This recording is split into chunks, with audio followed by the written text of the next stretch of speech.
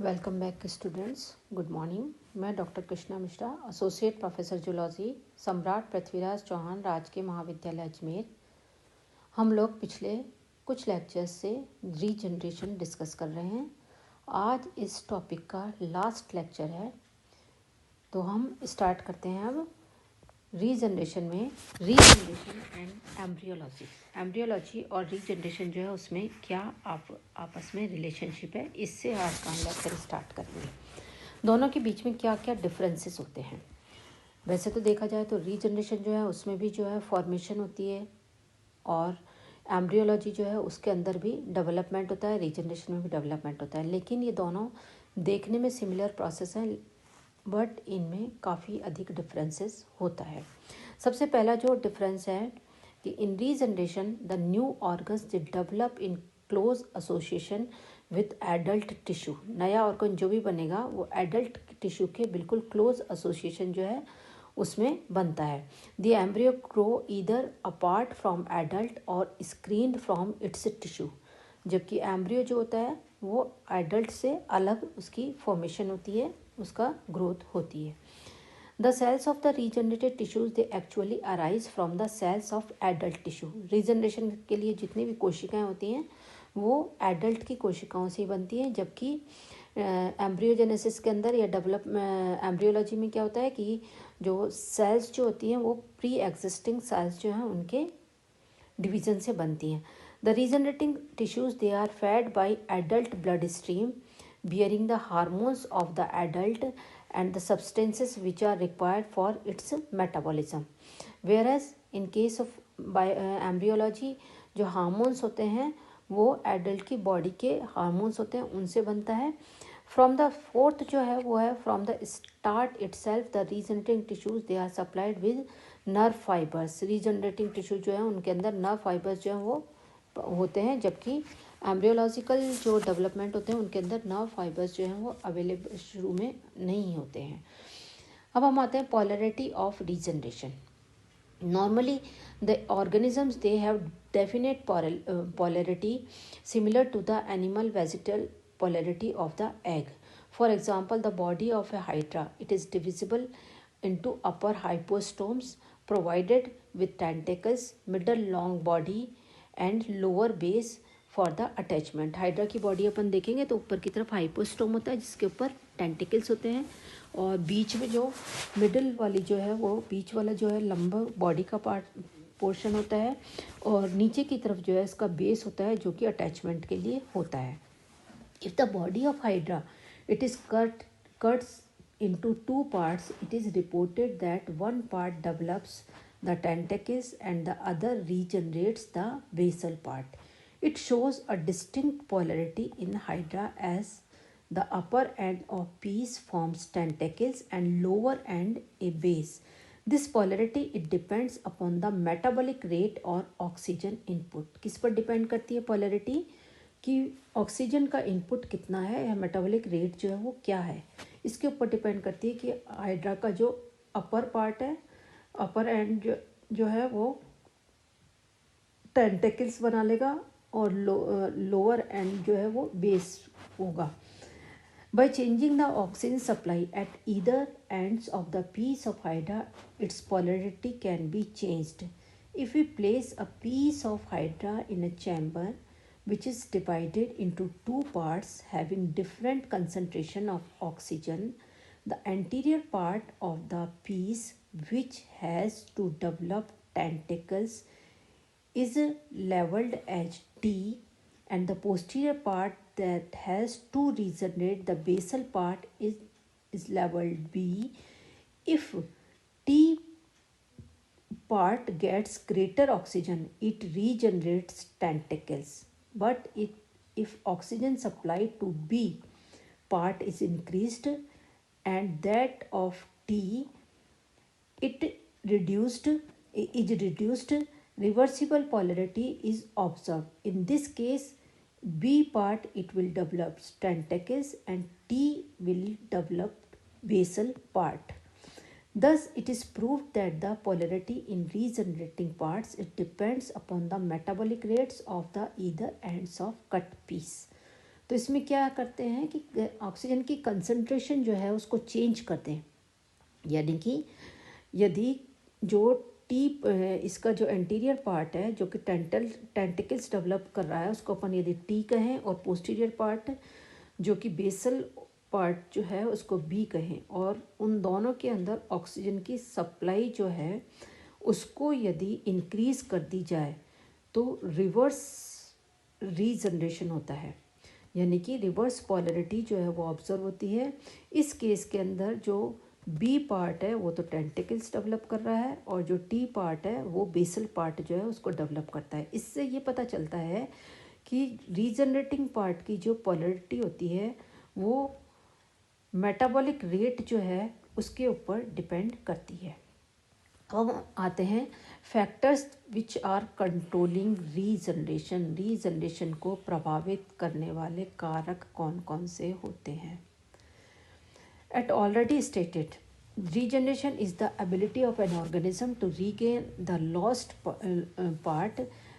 There are many external and internal factors which controls regeneration. An important first is temperature. Temperature जो है वो regeneration पर बहुत ही important role play करता है। Temperature controls the rate of regeneration. If the temperature is too low, the regeneration process either does not occur or it is very slow. The increase of temperature up to a certain limit accelerates the regeneration process, but a too high temperature is lethal for all regeneration processes. यानी क्या होता है कि temperature जो है वो important role तो play करता है, बहुत कम टेम्परेचर हो तो भी रीजनरेशन नहीं होता है, और जैसे जैसे टेम्परेचर बढ़ता है रीजनरेशन का प्रोसेस जो है वो भी एक्सेलरेट होता है। लेकिन एक सर्टेन टाइम के बाद यदि बहुत ज़्यादा टेम्परेचर हो जाए तो रीजनरेशन जो है वो बिल्कुल लीथल हो जाता है, उसके लिए रीजनरेशन जो है वो ख़त्म हो जाता है। सेकंड चीज़ जो है वो है इम्पॉर्टेंट फैक्टर फूड है। हालांकि जो फूड है does not show any remarkable effect on the regeneration, because even the fasting animals regenerate at the expense of their own internal resources. यानी कि यदि रीजनरेशन होना हो और ऐसे में एनिमल को फूड नहीं दिया जाए तो भी वो अपने जो उसके इंटरनल जो स्टोर्ड फूड होता है उसके एक्सपेंस पर वो रीजनरेशन कर लेता है। However, the enough quantity of food accelerates the regeneration to a certain extent. Morgan cut the planaria lugubris lengthwise into right and left halves. He provided abundant food to the left half, while the right half was left entirely without food. Both halves regenerated. The difference in regenerated organism was reported in their size after the completion of the process. यानी कि size जो है वो छोटा बड़ा हो जाएगा food की कमी की वजह से, लेकिन रीजनरेशन जो है वो नहीं रुकता है। थर्ड इम्पॉर्टेंट फैक्टर है ऑक्सीजन, जो कि अभी हम ऊपर स्टडी कर चुके हैं कि ऑक्सीजन सप्लाई जो है किस तरीके से रीजनरेशन को अफेक्ट करती है। Oxygen initiates the process of regeneration. The amount of oxygen supply affect the rate of regeneration. In hydroid colonies, the length of hydranth blastema it increases with increased concentration of oxygen. In the absence of oxygen, it does not occur. यानी कि oxygen होती है कि supply हो तो length जो है बढ़ती है हाइड्रेंथ के अंदर, अदरवाइज वो नहीं बढ़ती है। Next we will come to the another factor that is age of the animal, जिसको कि रीजनरेट होना होता है। The power of regeneration usually diminishes with increasing age. Among the vertebrates, there appears to be a progressive loss of regeneration power with increasing age.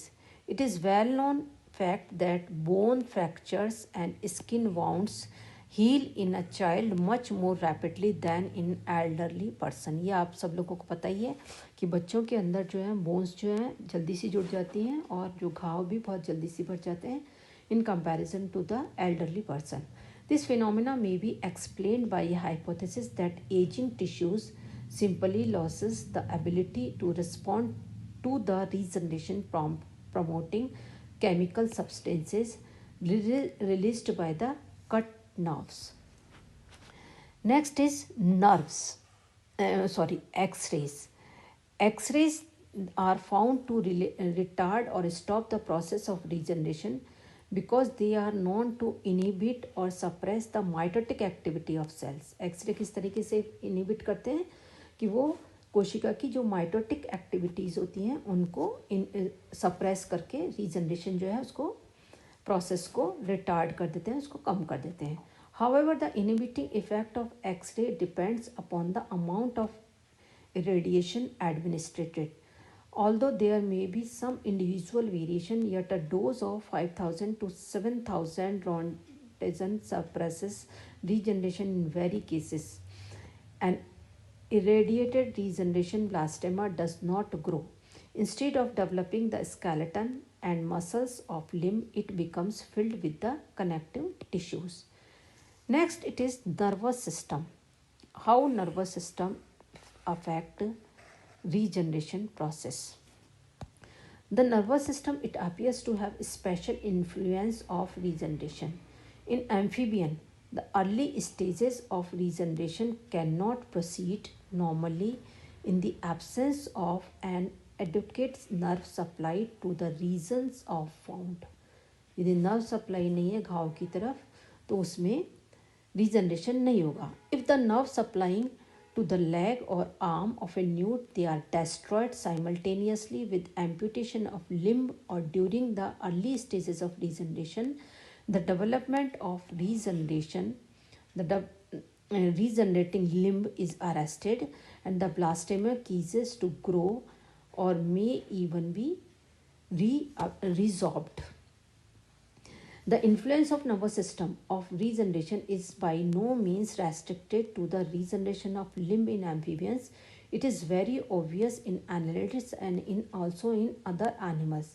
In broad way, the functions of nerves in regeneration, it is twofold. क्या क्या काम हो सकते हैं कि nerves जो होती हैं वो दो तरीके से रीजनरेशन को अफेक्ट करती हैं. In the young larval salamander the nerve check dedifferentiation and prevent complete resorption of the limb stump, whereas in adult salamanders the nerves promote de-differentiation.